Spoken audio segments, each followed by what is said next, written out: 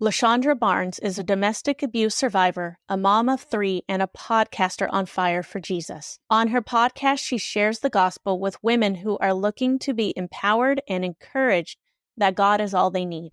Her testimony is full of some difficult stories to hear, but she has overcome through the pain and trauma with the help of Jesus and a great support system. You will be encouraged by her story of bravery in the face of abuse.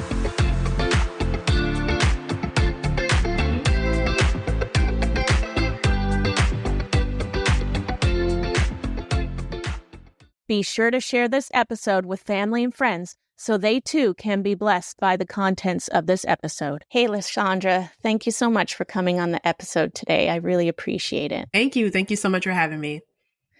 Let's start off with you telling us a little bit about your backstory, your history, and your testimony. Sure. Well, my name is LaShaundra Barnes. I'm first and foremost a woman of God. I'm a faithful follower of Jesus Christ. I'm also a single mother currently raising neurodiverse children.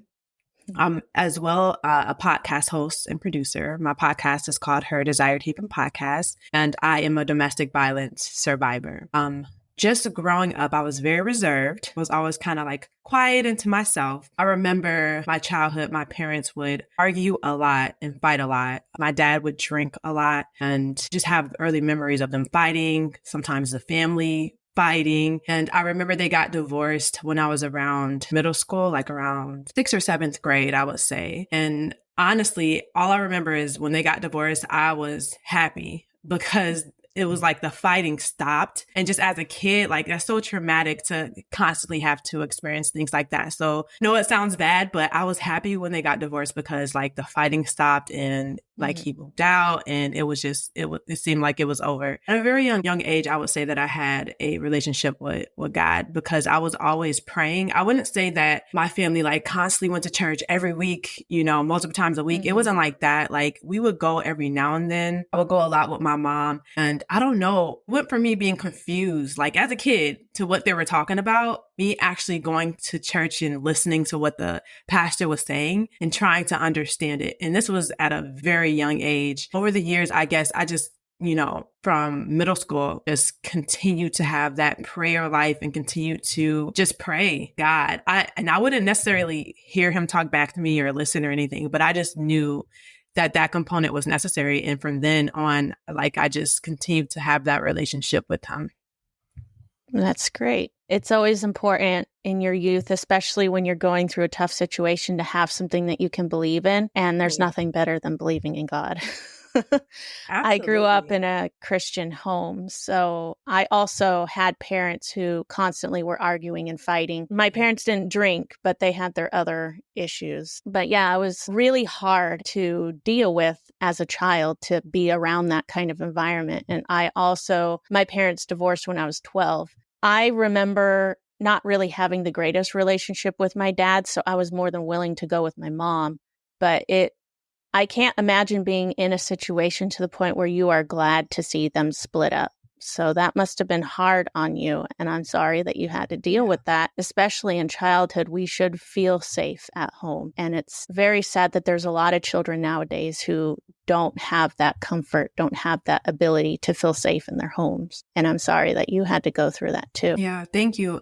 And now that I look back, I was probably happy that it happened because me and my father, we weren't like really that close. He really worked a lot. Like both of my parents worked a lot. But my father, like he worked so much and he was in the house. He was present, but he didn't have a presence.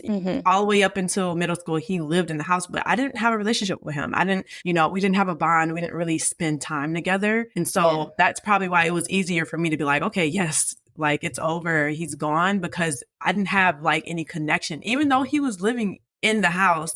And I feel like that happens a lot, like important. And I always thought, oh, I have a good dad. He's there. But as I got older, I realized like, wow, I didn't notice all the things like the alcoholism and things that were going through the family. And, even as I got older and went through depression and stuff like that. And I was talking to my parents, I found out that they went through depression and anxiety and they never said anything. And I'm like, wow, like I could have talked to you about this. So there's so much stuff that happened. But just looking back, I honestly think it's because we didn't have a relationship like at all, even though we were living in the same home. Yeah, I can relate with that because my dad worked really hard too, and I didn't see him much. And we just never really clicked. We didn't start having a relationship until I was an adult, actually. And not because of lack of trying on his part. There were other circumstances that happened and my hardness of heart towards him and everything that kept us apart. But I mean, we have a great relationship now. He calls me all the time. I call him. We visit each other when we can. It's amazing what God can do even in a middle of a broken situation, which brings me to my next question, which is how did you get involved in a domestic violence lifestyle as an adult? So as a child, I would witness the arguing and the fighting and stuff like that. I didn't know how much that would have affected me, like in my adulthood later on. So I met my first boyfriend when I was about a junior in high school. This guy also ended up being the father of all three of my kids later on and my abuser later on. So he was the guy I met in high school. He was like high school sweetheart, I guess you would call it. And so we met at the beginning of the school year. We get together and then he moves away out of state. And I was devastated being my first boyfriend. We lost contact and I never had closure from that. And I also found myself, because he was so kind, he was such a gentleman. He was a year younger than me, but he was like so much more mature than the other guys that were in my grade. And he was so respectful. He would open doors, like just all those things, right? And so when he left, I was so devastated. And I found myself trying to recreate that relationship I had with him with other people after he left, because I just never had closure. And we kind of lost contact and it's like he disappeared off the face of the earth. That was really hard for me to deal with. We end up reconnecting around my senior year of college, and we decided to be in a long distance relationship. I remember when I was in college, I live in Illinois. He was in a different state at the time. I went to go visit him, and that's the first time. And I didn't realize, like, when I met him in high school, how much stuff he had went through. Like he had experienced neglect and abuse and different things like that in his childhood, but I had no idea. I had no idea he was struggling greatly with like mental health as well. When I went to go visit him, it was the first time that I actually witnessed him having like a psychotic break. It wasn't like violent or aggressive or anything, but he was just like so weak. He couldn't eat. He couldn't really talk. And he was like just pacing back and forth. For some reason, you would think that would have scared me away, right? Like, what is going on? But it was weird. I was like, man, I could really take care of him. I really want to be there for him. I really want to take care of him. I guess he thought that it would scare me away. But when I returned back home, I was like, no, I'm here for you. I'm loyal. I'm going to be there for you. I'm going to, take care of you, all this, right? We continued in a long distance relationship. Soon thereafter, I was pregnant with my first child. I think the first red flag that I noticed was I was always the one to pursue and to pay for things. And I guess the first red flag as well was me having to literally beg him to move to where I was at during the pregnancy, so I wouldn't have to go through that whole thing by myself. He didn't actually move to Illinois where I was at until I want to say a month or two before my son was born. I had to like go through the majority of the pregnancy alone. And he finally came. He comes, flies in, he proposes to me at the airport. And we were in that relationship for a total of 5 years, but out of 3 of those 5 years, we were engaged. Never got married though, but we were engaged. And so he moves here, kind of struggle a little bit living from, family member's house to family member's house until we're able to get our own place and get established and then kind of build. And in that relationship, I experienced a lot of mental and emotional abuse, some verbal abuse, a little bit of financial abuse. At the very end, mostly it got very toxic and physical. So majority of the relationship, it was mental and emotional abuse, which would be like the manipulation, control, feeling like I had to walk on eggshells in my own house, trying not to set him off. He would destroy property, withhold my phone, car keys, bank cards, things like that. He would destroy the things that I valued and cared about, things like that. So, and then sometimes like name calling, belittling, making me feel small, or criticizing me without not constructive criticism, but just doing it to make me feel bad about myself, not offering a solution, just talking down to me, things like that. So I experienced that like majority of the relationship. And then at the very end, it got extremely physical. And that's right before I left. Wow. That's heartbreaking to hear. Yeah. It's amazing how much people think they can get away with talking to other people. But if someone were to do it to them, they're quick to say, oh, no, you don't. I don't think they understand. It's like, you literally just did that to me. How is it that you're able to do that, but I can't do it to you? And Right. my first husband was about the same, not to the same level, but he was a narcissist. So he had a lot of those tendencies too. And I was only with him for 3 years. That's all I could stand. But I kind of knew he had anger issues and all these other issues before I married him. But I had such low self-esteem that I didn't care and thought that was as good as it was going to get, that that's the guy God probably wanted me to be with. Because when I tried to break up with him, he wouldn't leave me alone. I don't know where I got off thinking that that's what God wanted, rather than that's just him not leaving me alone. But I mean, I can definitely relate to why you didn't see the red flags, or you just kind of swept them under. I mean, coming from the lifestyle you came from, it would be not surprising to see that that's what you felt most, I guess, comfortable with. Not really comfortable, but you know what I mean. Yeah. And yeah, it's really sad that you had to go through that, and I'm very sorry to hear it. I wanted to know what it took to get you out of that. What was your final straw? Okay. Can I share a couple of stories? Because there's like a few incidents that happened kind of leading up to that. One day we were going on a drive, and my kids were very young. They had to be like 2, 3, and 4 at the time. We were in our van and we were looking for a place to live. So we were driving around kind of looking for a new apartment. I want to say we were about an hour and a half away from, the area that I was familiar with. So I didn't really know where we were at. And it was getting dark. My phone was about to die. And I didn't have my charger. So I'm like, okay, we need to get back towards the house because I don't know where I'm at. I was driving and he was in the passenger seat. So for some reason, the whole ride, he kind of had like a little bit of an attitude or whatever. I don't know what was wrong with him. Eventually, he's like, okay, let's just go home. So I'm like, okay, cool.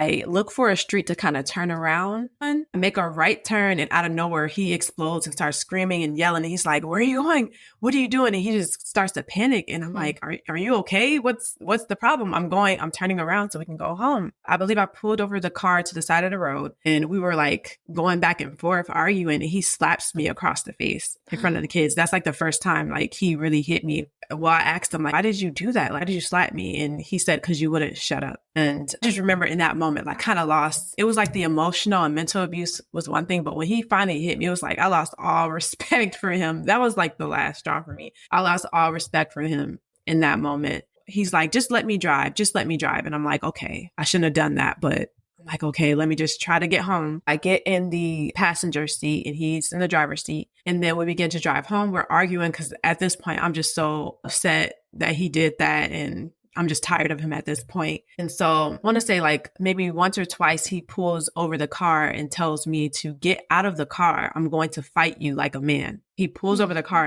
and says that to me. And I'm like, I'm not getting out this car. So you can pull off, put the kids in the car and leave me in the middle of nowhere. No, either that or try to fight. No, I'm not getting out. So he does that like once or twice, but I never get out the car. He proceeds to go home. And then we're still arguing back and forth because I've lost all respect for him at this point. I just didn't care. And it was hard for me to bite my tongue and be quiet because he was wrong and I just couldn't deal with it anymore. He begins to accelerate the car. I look ahead and there's like cars stopped at a red light ahead of us. And he begins to speed and go faster towards the cars and drive faster and faster and faster. And I remember one of my kids were screaming in the back of the van and I just broke down crying. In that moment, I felt so helpless. I didn't know if we were going to get in an accident.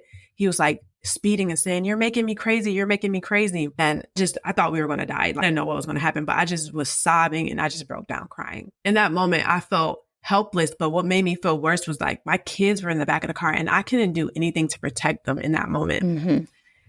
Thank God he slows the car down in time. We don't get in an accident. He doesn't hit anyone. And then we continue to go home. He's like jerking the car in and out of lanes and just driving crazy pretty much. But thank God we made it home safely. That night, I was like, look, you need to get anger management, counseling, therapy. You need something. I'm not staying here. You need help. Because at that point, I'm like, this is getting just ridiculous. He agrees to, and I did try to leave that night, but he had a habit of like locking the kids in the room and like barricading them in the room Mm. and saying, "Why are you doing this in front of the kids?" As if I'm the one that was wrong, trying to leave with them after that happened. I tried to leave that night, but he convinced me, "Hey, I'll get mental health services." So the next day we go to like clinic, and at the time there was like wait list, so he couldn't really get services immediately anyway. So all he did was put his name on the waiting list, and then he never really got the help, but I ended up staying that night. Mm-hmm. And that's just one of the situations that kind of led up to me leaving him at one point. And if you do have any questions, please feel free to stop me. No, your story's compelling. I'm just listening. I'm like, this is crazy. I don't know how I would have reacted. It gets keeping worse. calm too. Wow. Yeah. Kudos to you for keeping calm. I don't think it's God. Oh my goodness. Yeah. He saved my life. Truly don't like the stuff that I went through, and the fact that I didn't lose my sanity through all of the things that I went through. It's amazing to me. Like, he spared my life and my children's life for sure. Amen to that. There was a point where he left, right? He left our apartment. I don't know why. He just packed his bags and left. I don't know where he went. I think he went to a shelter. I don't know. But he left, right? After that, I had got an order of protection. It's like a restraining order. Yeah, I had one on my first husband at one point. So yeah, very familiar with that. I got one of those in Illinois. I believe it was good for 2 years initially, I think. And so I get a restraining order. And I remember when he left, it was like around the holidays, Christmas, because my birthday is a week before Christmas. I just remember my birthday, I was sitting in the living room and I was staring out the window and I was so depressed. I was so numb. All I could do was look out the window and stare. On my birthday, I just remember being so depressed. Then one day the doorbell rings. And I'm like, who's that? So I go over to the door and it's him. He says, "Are you going to let me in? It's cold out here." I just sit there and I don't do anything, right? Then he rings it again and I ring the little buzzer, to listen to him speak, and says, "Are you going to let me in?" I just walk. He had just walked through like 4 cities in the middle of the winter. It was snow outside to get to the house. And it's like, "It's cold. Are you going to let me up?" I don't know why I pressed the buzzer for him to, get in the house, but I did. He ends up moving back in and we both end up going to the courthouse to lift the order of protection, and he comes and moves back into the house. I think it was just guilt, being made to feel bad. It was the holidays, him wanting to be around the kids, for Christmas, stuff like that. So it's like, and then me being so numb and depressed, I thought the only answer to that being, going away was him, I guess, being there at the time. I just wasn't thinking in that moment, I was so numb, but he ends up moving back into the house after that. And that was a bad decision because it just got worse after that. So I want to mention that when you're in an abusive relationship, there are so many barriers that keep you in there or keep you allowing that person to come back. Statistics say like what you leave 5 to 7 times before, leave for good. So even looking into a situation, some people might say, well, why did you do that? Why did you let them come back? But we don't realize what psychologically is going on in a person's mind. They are not practically thinking in that moment. They might be in the state of like fight, flight, or freeze. You never know, or be in survival mode. You don't know what they're going through and what their barriers are that might be keeping them in that situation. So I just want, not to say that it's okay, but we have to consider the full dynamics of a person's situation to understand like, okay, that made sense. If I were in that situation, I might have done the same, Yeah, I completely agree. I mean, hindsight's always 20/20 with anything, no matter what situation it is. So of course someone can be on the outside and be like, why didn't you just leave? It's a lot more complicated than that when you've had your mental stability messed with too. Not to mention you have children.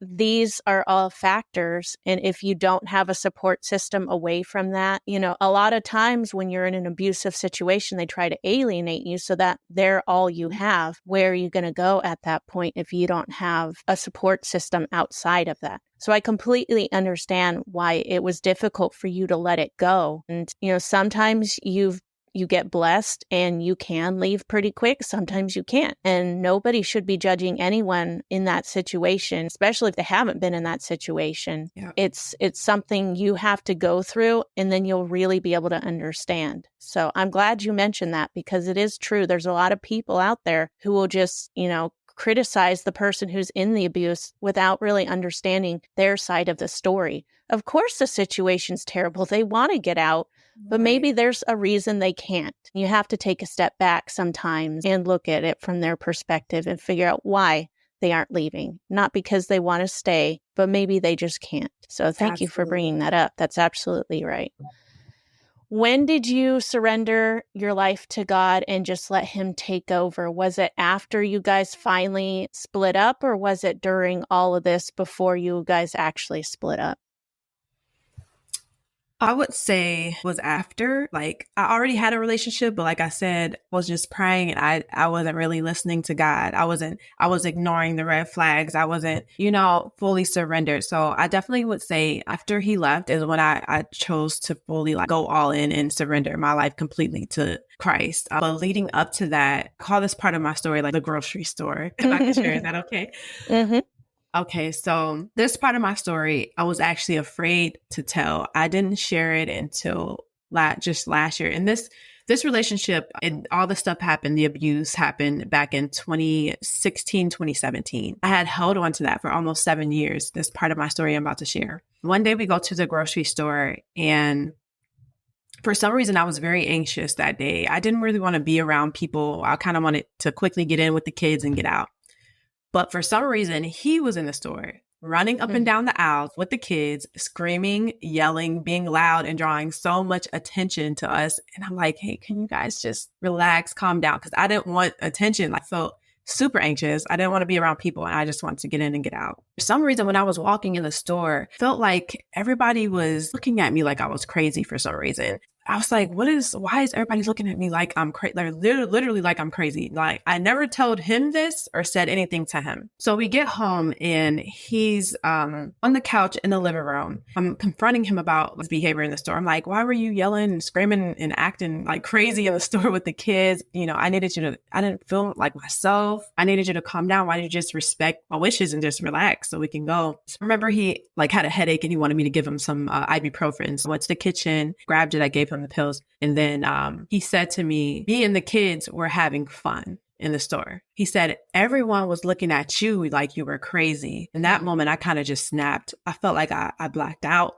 I lost all sense of reality because I thought what he was saying, like, he was right. Maybe there was something wrong with me, because remember, I had said when I was in the store, I had that thought, and I never said anything to him. So when he verbalized it, I'm like, wow, like, what is going on? Like, I don't know if I thought he was right. And so I took those pills that they were open on the floor. I grabbed them. I threw them all over the kitchen.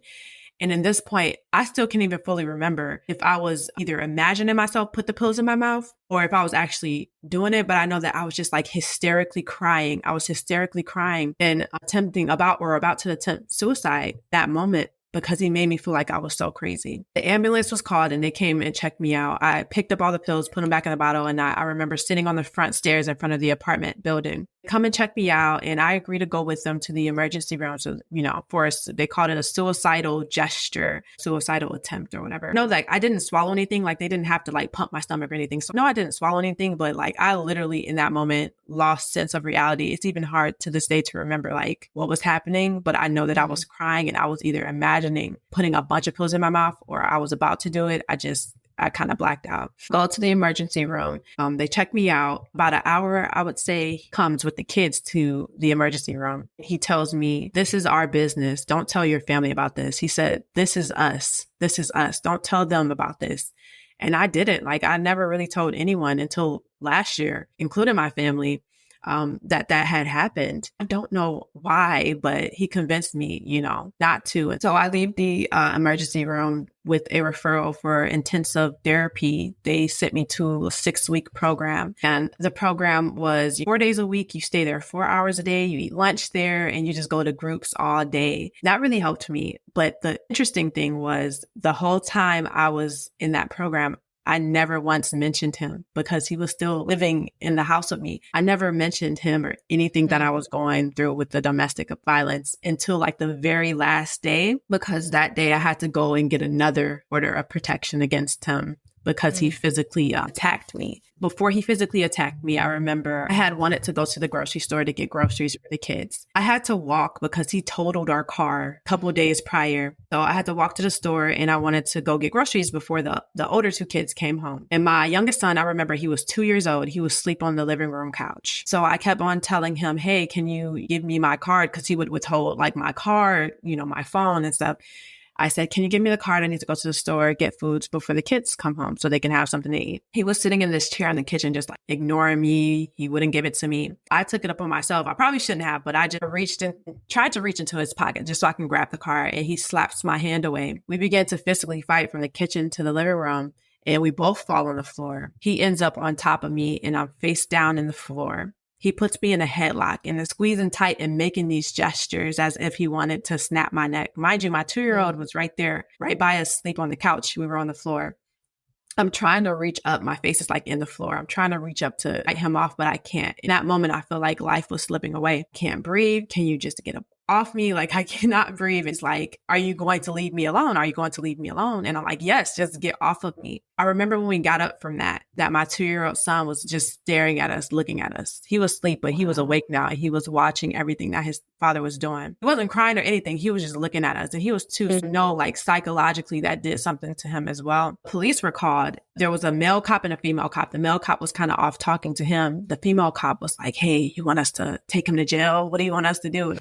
In that moment, I said no. And this is back to that barrier. So he had 3 kids, right? The oldest was not legally, like biologically my child.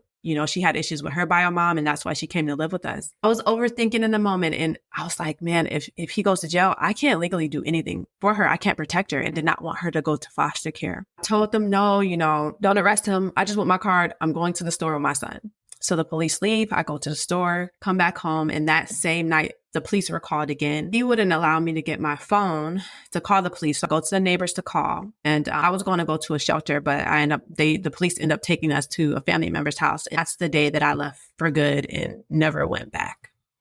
Wow.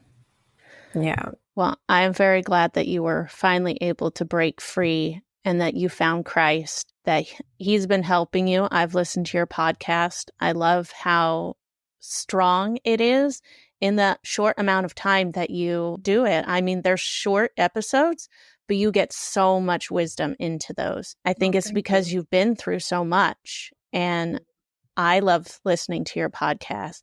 I mean, I'm not a single woman, but I still get something out of it. Why don't you tell us a little more about your podcast? And then I have one more question for you. Sure. Podcast is called Her Desired Haven Podcast, and it focuses on all things Jesus, family, life, and faith. I tell a lot about my story, my experiences, my experience raising neurodiverse children as a single mother, also my domestic violence story, graduating as a non-traditional student. There's so many parts of my life that I share that I really want to encourage other people as well through my story. But I also use the platform so that other people can come on and share stories and testimonies of the goodness of God as well. So we can continue to uplift each other on our journeys and walk with Christ, and that so others might believe as well. So that's wonderful. Last question. What do you want to say to those who might be in a similar situation as you? What advice and wisdom would you give them? I would say to tell someone abuse thrives in isolation and darkness and silence.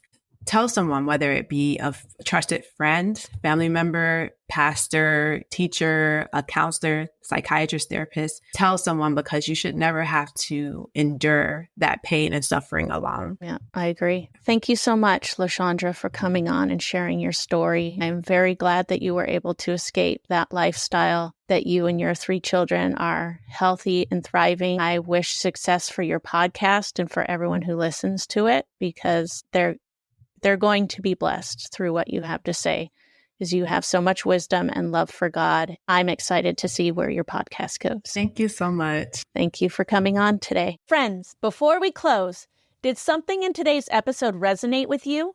Maybe you disagree with something that was said. Use the link in the show notes to leave a question or comment, and I will record a weekly mini-sode that addresses your message. Do you know someone who would benefit from today's content? Why not share the episode with them right now? No time like the present. Are you following the show yet? If not, do it now so you don't miss another episode. Lastly, don't forget to sign up for the mailing list so you can receive your free devotional. Thanks again for joining me today. I look forward to next week's conversation.